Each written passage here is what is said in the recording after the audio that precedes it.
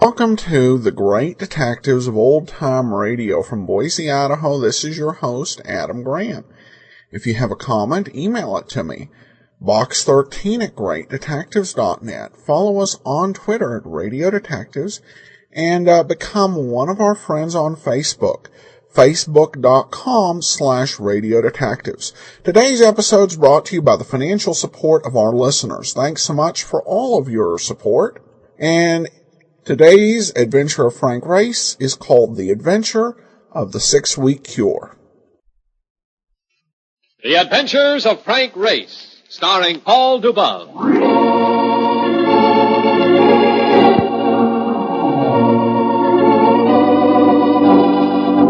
The war changed many things, the face of the earth and the people on it. Before the war, Frank Race worked as an attorney, but he traded his law books for the cloak and dagger of the OSS. And when it was over, his former life was over too. Adventure had become his business. The Adventures of Frank Race.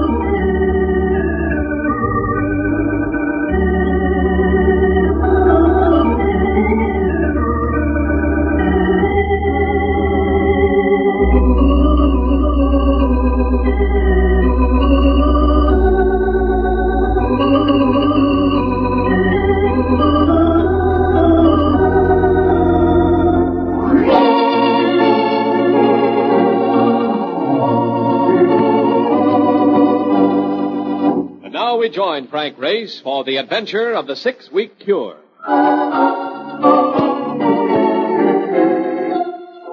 Reno, Nevada. A simple city like any other American city, but one made notorious for its gambling clubs and for harboring the sickest people in the world. The temporary home of would-be divorcees taking the 6-week cure from the ills of marriage.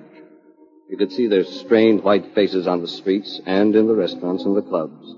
The faces of women not quite sure what had happened. Not quite sure why they were here. Not quite sure where they were going tomorrow. You know something, Race?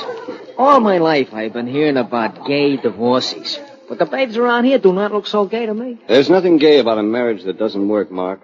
For most of them, this is the bitter end of a sweet dream. That's never fun. Yeah. Well, leave us not stay around to be pallbearers, huh? You got your business for the insurance company all fed up. Leave us get back to New York. What's your rush? We can take a little vacation. Some great fishing in the mountains here. Oh, no, you don't. No, you don't. Not with me. I remember the last time. I got more hooks into myself than I got into the fish. Besides which, I wind up eating nothing but bread, because it is the only food we have which don't have bones.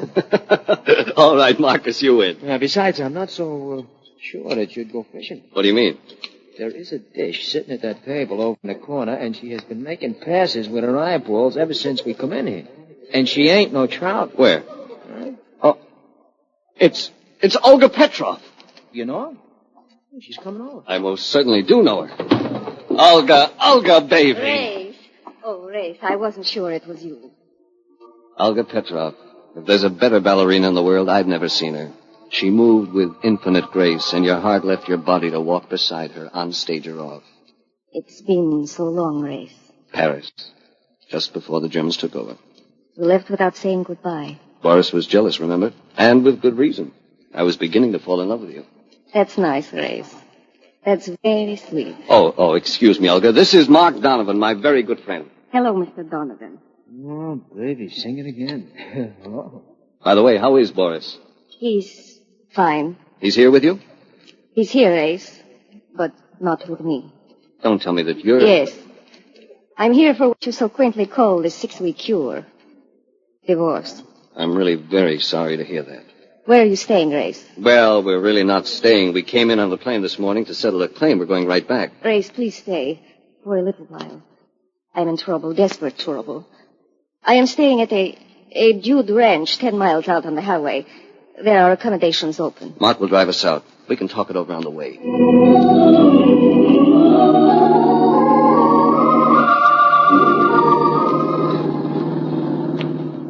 What went wrong, Olga? I know you didn't take your marriage lightly. I guess I am a war casualty, Grace. Even at this late date. The ballet is ruined temporarily in Europe. They can't support it. Not on the scale Boris demands. They can barely find food. I know. So we came to America. You know Boris. You know how he likes to live, like an emperor. He found somebody to finance a tour. Patron of the arts? I would hardly say that. He was financed by a man named Joe Rockland. Big Rocky the Hood? Financing a ballet company? That's right, Grace. Big Rocky, as you call him, is in love with me. And he's forcing you and Boris to split. I wish that were so. If it were, we could run away. But it isn't. There's another woman. Another woman? Boris must be blind. He isn't in love with her. At least, I don't think so. But she's very wealthy. That's an attraction Boris cannot resist. Want to tell me who she is? Van Maitland. Wilson Maitland's wife. But she's still married. She's here too, Race. Getting a divorce. We are all what you call one big, happy family. She started to cry, and I put my arms around her. She wasn't meant for tears, not this baby. Her perfume was taboo, exotic like everything else about her. Even if Fran Maitland had all the money in the world, Boris Petrov was a chump to give this up. I'm sorry, Race. All I know about dancing or life, I learned from Boris. He has been all things to me. I don't relish the thought of being alone. I know. And you're going to find it difficult to be alone with Big Rocky after you. Very difficult.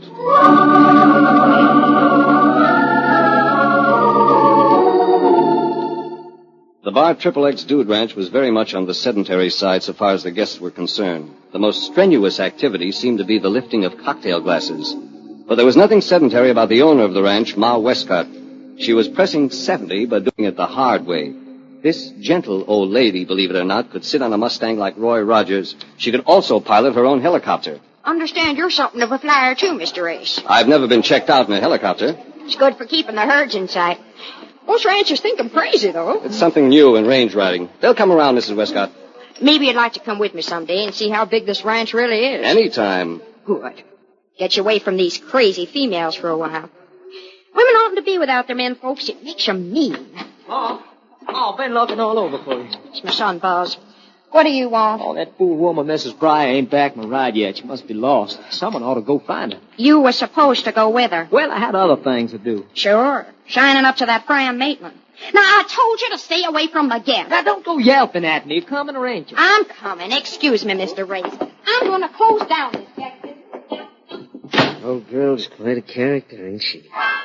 He spoke from just behind my left shoulder, but I didn't have to see his face to know him. Joe Rockland, Big Rocky. Hardly the type to be calling anybody else a character. I turned and looked into those small black eyes. He was wearing a bow tie, and if it had been the kind that lit up, it would have spelled murder done cheaply. You getting a divorce, Race? I'm not married, Rocky. Oh, there are several kinds of divorces. Sometimes a guy gets his arm broke. That's a kind of divorce from using it anymore. And sometimes a guy gets tired of living and signs off. You could call it a divorce. What you say and what you mean aren't the same. Ah, you're smart, Race.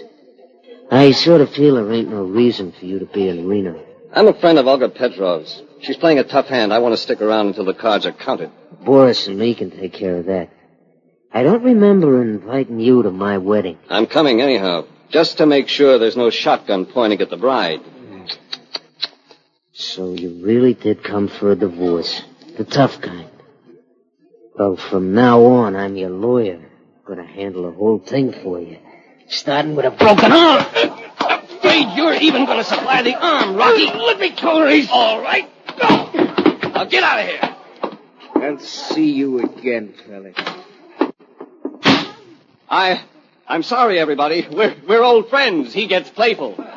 You think you're pretty good, don't you, huh? Big man. Tough guy. Just like my husband. Sorry to evoke unpleasant memories, Mrs. Mrs. Towner. Mrs. Robert Towner. But you can call me Sylvia. Because you're just like him. Just like my big, tough husband. What's your name? Race. Frank Race. Huh. Sure of yourself, aren't you? Just like Robert. Well, you're just a man. Just another heel. I'll be rid of him in another week. What do you think of that, huh? Congratulations. I'm lonesome. I don't like to be alone. I'm almost 30 and I don't like it. I gave him 10 years. Now I'm alone. You could go back to him, Sylvia. Ever think of that? I don't think of anything else. But I can't. You know why? He doesn't want me back. Because I had him arrested for hitting me. And I should have killed him. You better come outside. People are staring at you. Why do I care? Yeah, sure. I'll come out. Now get a grip on yourself. Take your hands off me. Stop it. You're getting hysterical. Take your hands off me. Let go. All right. I never want to see another man again as long as I live. Give me that horse. Yes, ma'am. Well, Grace, you seem to have lost your way with the ladies. Oh, hello, Boris. Olga told me you were here. Olga told me a lot of things, too.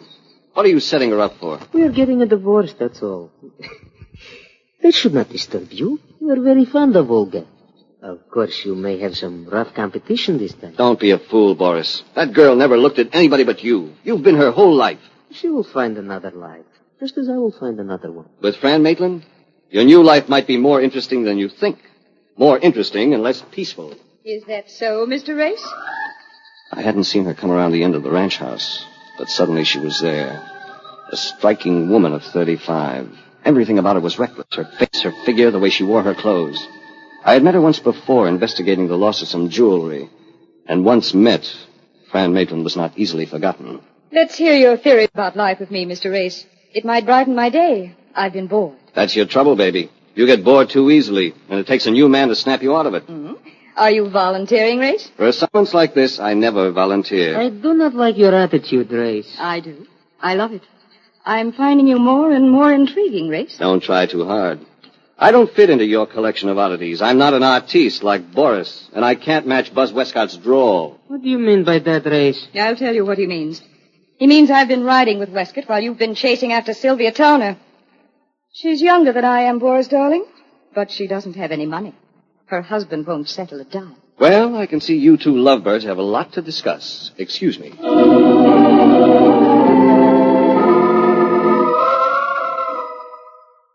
Mark and I had only one interest, keeping an eye on Olga Petrov, and we avoided the rest of the guests until night came. It was Ma Westcott who broke up a dull evening for us by taking us for a ride in her helicopter. I do this every once in a while at night, check up on Rushden. You know, I don't see how you can spot him from up here. Got a powerful spotlight. Oh. Just have to shine it down when I see something suspicious going on. Can see part of the herd up ahead there. You see him in the moonlight? Oh, yeah. When we get over him, we'll light off. Hey, what a gimmick, huh? You think the Texas Rangers would give up their ponies and learn to fly things like these instead, huh? I'll hang right over him now. Turn on that light, will you, Race? Sure. Well, look at that. Hey, he ain't scared or anything seeing a light from way up here. Mark, they're used to a thing called the sun. It comes up every morning. Yeah, you're right. Wait a minute. Look, there on the other side of the herd. It's one of our horses. Yes, and he's saddled. Hey, he's standing by something. What is it? I don't know, but we better go down and find out. Ma Westcott set the helicopter down, and we walked around the herd to where the horse stood. The animal was nuzzling the thing we had seen on the ground. It was the body of a woman. I knelt over her. A pointed branding iron had been stabbed through her throat. It was Sylvia Towner, and she was dead.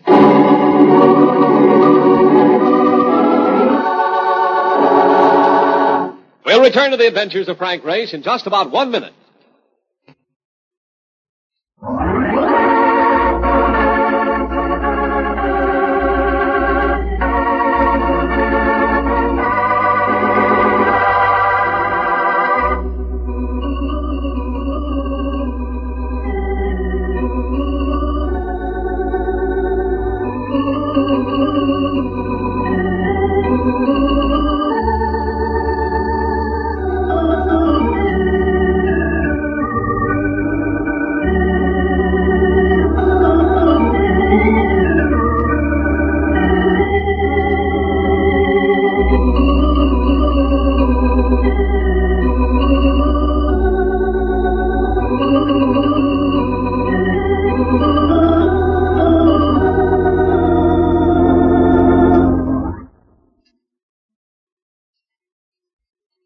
And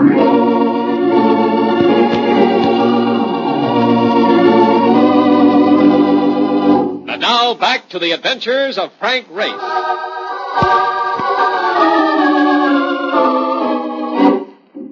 Sylvia Towner had had her last drink and her last heartache. Mark stood guard over the body while Ma Westcott and I flew back to the ranch house to call the authorities. There wasn't much to be done, so I went to the cottage to turn in. Don't go in, Race. It's a nice night. It was Rocky again. But this time he wasn't playing it on the physical side. He was using science. The science of a deadly automatic. It produced the desired chemical reaction. It dispelled my inclination to ignore him. I figured we might take a little walk down the road. I had a car there. We could take a spin in the night air. Who knows? Might give you pneumonia. Or lead poisoning. Yeah, that's a possibility. You're a cinch to catch a fatal disease. Like Sylvia Towner? I got a theory about her, Race. I think you killed her. I think I can clear myself. Nah. You and Sylvia had quite a beef today. You were trying to get romantic in broad daylight, and the dame had to scratch you up a bit. Boris told me. You spin quite a yarn. Oh, it gets more interesting. Go ahead. She rides off. You wasn't around all afternoon, so it figures you followed her. I was in my cottage. Yeah, but the cops won't know that. You followed her, see? You was mad about them scratches on your pretty puss, and boom, you blew your top and killed her. You ought to change your brand, whatever you're smoking. You can't sell that to the police. Oh, I ain't finished. I'm coming to the best part. Goody. You went for a plane ride, and who spotted the body? You. That is something a guy always does to cover up. Only after the call for the bulls goes out, you get nervous. Yes? So you hop into your rented car, which I have down by the road. You drive out to a lonely spot. Then you take this automatic, which also happens to be yours. I just lifted it. And you blow your brains out. Neat? Very neat. But there's one weak point. Yeah? What? Your chin. Give me that gun. Sure, here. Missed again. Come on, let it go. Into the bushes, Rocky. Race, what is it? Somebody with a long-range rifle trying to get into the act. Keep low. Give me the gun back so I can blast. Who's back? Mine? Keep low and stay happy. Whoever it is took a powder. They wouldn't stay around. Lights are going on near the cottages. You're right. Now you can get lost, Rocky, and don't come back.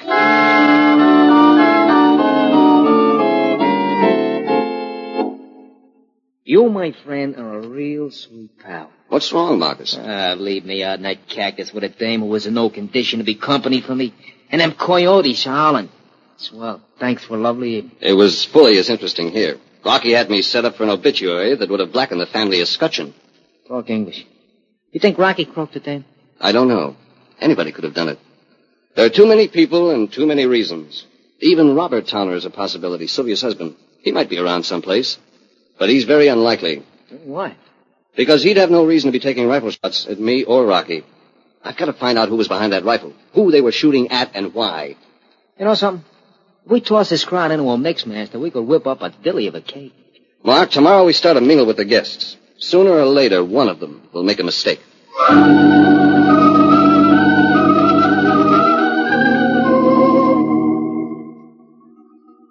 The next morning, a tennis match got underway, and I found myself teamed in the doubles with Fran Maitland.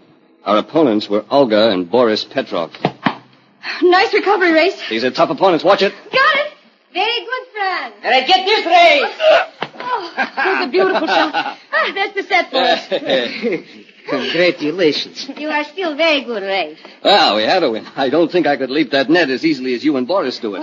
Seems to me it's time for a little liquid refreshment. I'll go back to skeet shooting in the future. It's less strenuous. Hey, who is that on the horse? He comes like the pictures of the Pony Express. Buzz Westcott. Looks like there's something wrong. Oh, boy. Oh. You men better come help me. We gotta get a wagon. What's happened? It's that Mr. Rocker. Found him out on the range. He'd been shot.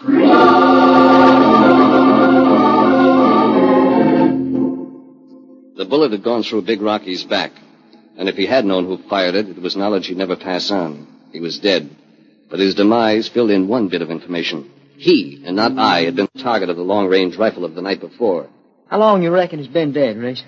I should say since early this morning, about 5 a.m. Anybody who's conscious at that hour deserves to be shot. How can you say such a thing? Have you no heart? Well, God. All right, Svengali. This is no place to be choosing up sides. You fought with him yesterday, did you not, Race? That I did, Boris. And I may fight with you today if you don't get out of the way and keep quiet. Look at this wound, Westcott. What about it?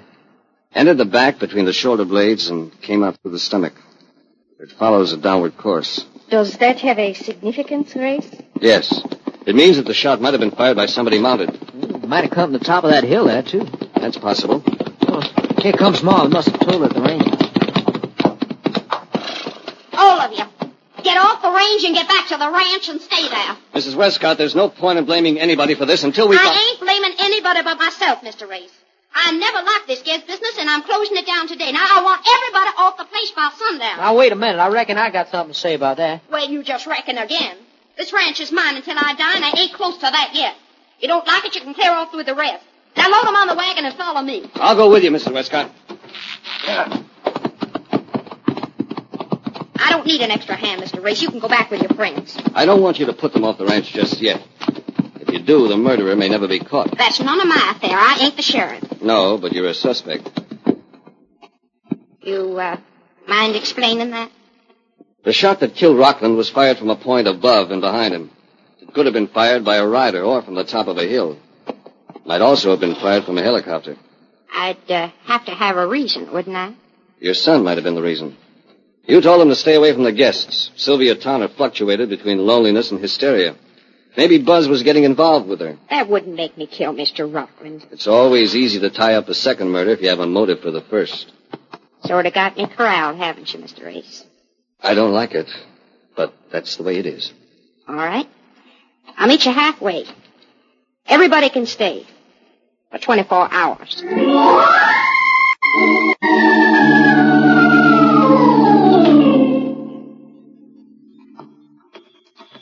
Listen, Race, you off your rocker. What do you want to go riding tonight for? Just setting yourself up like a clay pigeon. It's the only way to play it. We haven't much time. You go into the house and just drop a hint that I've discovered something. It may force a move. Yeah, like the move Big Rocky got. He rode out of here, too, and he come back very unhealthy. Yes, he did, but... What's the matter? Rode out of here. Did he ride out? There was no horse near him, and it was too far for him to walk. I don't get it. He was packed out, Mark. He was killed here and carried out there. Get your flashlight out. Open that corral gate. Yeah. Look, what are you looking for? It's just a chance. I'll show you if I find it. One side, boy. Come here, fella. Come here. All right, Mark. Hold the light close. Yeah. No. Try that roan there. Yeah, sure, but if you'd only tell me what... Here it is. Here it is. Look. All right, so he's got a streak of dirt on him. So what? It isn't dirt, Marcus. It's blood, dried blood on his hide. And now I know I'm mistaken. What's that? I was looking for one murderer, and there are two. Or rather, there were two. You mean Rocky was one of them? Yes. He killed Sylvia to keep her away from Boris. He was safe. There were other suspects with good motives. Yeah. But who bumped Rocky? We'll know within the hour. You're still going to spread a little propaganda in the ranch house. All right, sure. What do you want me to say? Tell them that Rockland wasn't killed on the range.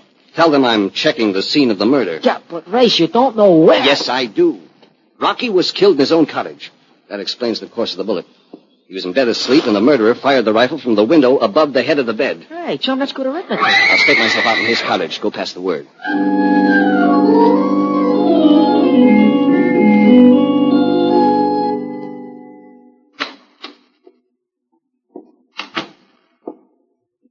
Race, I'm here, Fran. couldn't we have a little light? We don't need it, baby. It's more romantic this way. Besides, I found what I was seeking. What did you find, Race? I dug a rifle slug out of Rocky's mattress. It was clever of you to change the linens. What made you suspect me? Rocky was a rough customer. Your infatuation with Boris was wearing thin. You wanted to dump him. That didn't gel with Rocky's plan, so he made threats, but you beat him to the gun. I'm a determined woman. You should get to know me better. I don't think I'd get to know you for very long, though. My divorce settlement is quite liberal, Race. I might make you forget a lot of things. Money and me. That should be a tempting combination. Money and you are tempting. But I imagine there's a rather forbidding pistol in your hand, isn't there? Yes. I tried to be more clever the last time. The rifle seemed to be a rather unlikely weapon for a woman to use. Not for you, Fran. You made a mistake. You mentioned skeet shooting as one of your favorite pastimes. Why don't you move out of the shadows, Race? To give you a better shot? That might make it quick and painless. I have some bad news for you, Fran. Mark Donovan steered you here deliberately. Right at this moment, he's outside the window drawing a bead on you through the screen. That's right, sister. Take it easy, Fran. I only meant to wing her. That's all you did. She's fainted. She'll live to stand trial.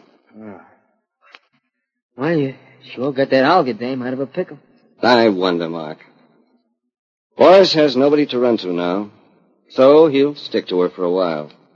It'll give her a chance to be miserably happy for a little longer. Yeah, I know what you mean. But, Race, will you tell me something? I should be delighted, old boy. Look. Why do the nice dames always marry heels? Huh? That is one of the mysteries of life, Mark. One of the major mysteries of life.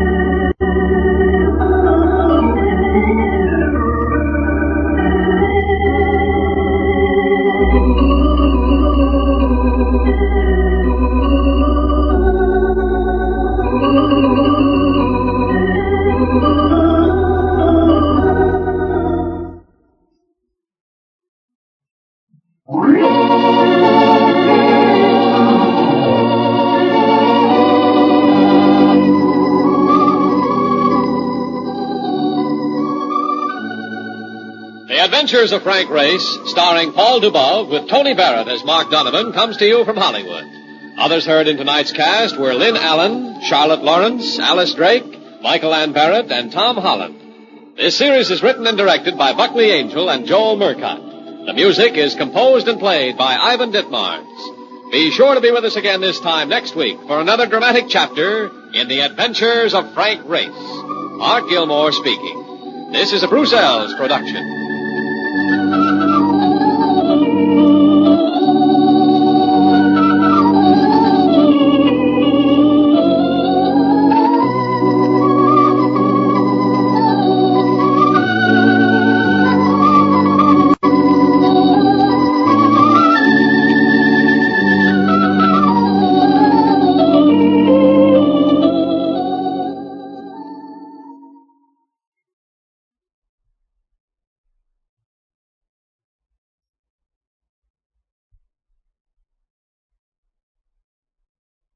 Welcome back.